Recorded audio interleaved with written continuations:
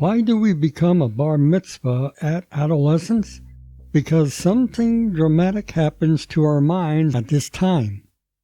A sort of awakening, a state of consciousness, a realization that I exist. The Jewish sages called it da'at, roughly translated as knowledge or consciousness. Knowledge usually means knowledge about things outside of oneself. But this da'at is the knowledge of the one who is knowing the I. Nothing is more frightening than this knowledge of I, yet nothing is more empowering. Without it, there is no accountability, no freedom, no way to take your life into your own hands. All of these things become possible only once you can look back at your own self and say, why did I do that and not this? This is really what I want to do. Is this really who I want to be? Only then can we call you a bar mitzvah. No, it is not sudden. Gaining da'at is a gradual process. It seems closely related to the development of language. In fact, the Mishnah tells us that one who lacks language is lacking also in da'at. By the age of 3, most children have enough da'at to start learning the difference between right and wrong.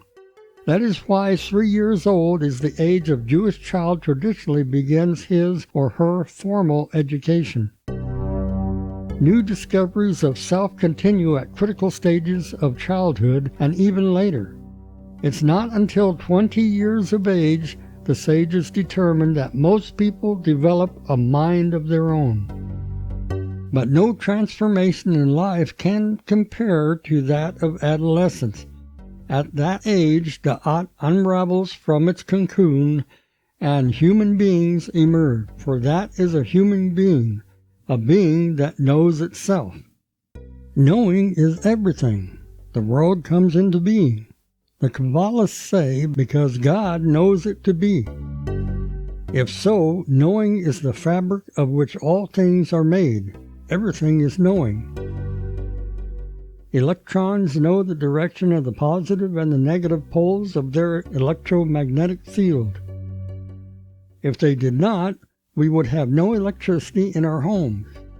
Every atom knows of every other atom in the universe. Otherwise, we would have no gravity. Every living cell knows the code to its own reproduction and the pattern of its own survival.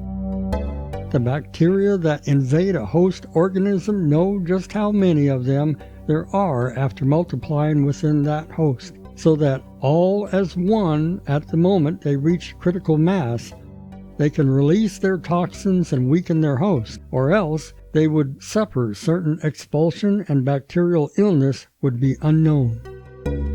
Spiders know the geometry of their web. Beavers know the structure of their dams. Birds know the skyways of their migrations. Each animal knows its rituals of mating, grooming, hunting, and being hunted, of life and death. But none of them will sit and ponder its own ritual. The spider will never question its urge to spin. The birds will never discuss the wisdom of their migratory routes. The electrons will never strike a rebellion against their electromagnetic field. The raven, the prophets tell us, is merely with its young, and the eagle is kind with its eaglets. But never will you find an assembly of crows discussing a gentler form of child-rearing or of eagles discussing tough love. Only one creature sits and ponders. Should I be as a crow or as an eagle? A sloth or a beaver? Fat or thin? Weak or strong? Where is my life going to, and what am I creating with it? Is life worth living? Is there a reason to be? And only on account of this pondering can we claim to stand at the top of the pyramid of all knowing things, for in every other playing field there will be another creature to surpass us, in strength, in swiftness, in sharpness of senses, in beauty, in longevity, even the wisdom of survival. We will find animals that render us fools. only in knowledge of our own selves and the choice to become whatever we desire to become. In this we stand even beyond the angels, and that is principle to which we climb on the day we become bar mitzvah. If you're interested in this video, please hit the like button and subscribe. And please share this video. That option is always on.